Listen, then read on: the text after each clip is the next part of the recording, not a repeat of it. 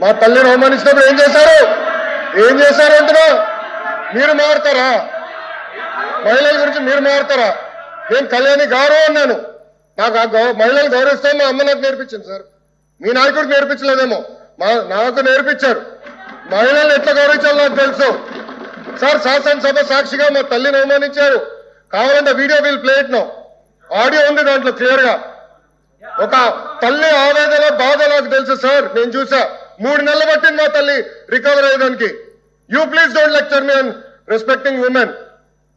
నేను కళ్యాణి గారు అన్నాను, కానీ రికార్డులు లేని మేడం గారు అన్నా. ఏకవచ్చంతో ఏనాడు నేను మాట్లాడలేదు సార్. మాకు చిత్తశుద్ధి ఉంది సార్. వినండి సార్, మీకు ఓపిక లేకపోతే బయటకు వెళ్ళండి. I no problem. Please listen. మీ తల్లిని అవమానిస్తే మీరు రిటర్న్ మారుతారా? మీ భార్యను అవమానిస్తే మీరు రిటర్న్ మారుతారా? మీరు మాకు లెక్చర్లు ఇస్తారా? నేను మేడం గారు అన్నాను, కళ్యాణి గారు అన్నాను. సార్ ఏమన్నారు? మేడం గారిని అన్నాను. నేను మేడం గారిని ఏనాడు అనలేదు. మహిళలంటే నాకు గౌరవం సార్. ఆయన పార్లమెంట్ రెస్పెక్ట్ ఉంది. అరే మీకేం తెలుసా?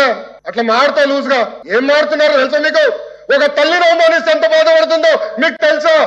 నేను చూశాను 3 నెలలు, 100 రోజుల బాధ నేను చూశాను. మీరు చూసారా? ఒక మహిళ అవమానిస్తే, శాసనసభ సాక్షి అవమానిస్తే ఎంత కుమిలిపోయిందో నేను చూశాను. మీరున్నారా? మాట్లాడచ్చు మీ తల్లి గురించి మాట్లాడతారా? ఈరోజు ఇదే మీకు నేర్పించింది మీ ఇంట్లో. ఈ రోజు కూడా మీ కార్యకర్తలు ఏం చేస్తున్నారండి? మా మహిళలు వ్యతిరేకంగా పోస్టులు పెడతారా? మా మహిళలకి ఇచ్చి వచ్చే విధంగా పోస్టు పెడతారా? పొరపాటున మా ఒక్క కార్యకర్త భారతిరెడ్డి గారి వ్యతిరేకంగా పోస్ట్ పెడితే జైలుకు పంపించిన ఘనత తెలుగుదేశం పార్టీది. అది మాకున్న చిత్తశుద్ధి. మీలో కాదు. మహిళలు తిడితే ఆనందపడితే వ్యక్తులు మేము కానే కాదు. ఆ రోజు మంత్రిగా ఉన్నాడు ఈయన.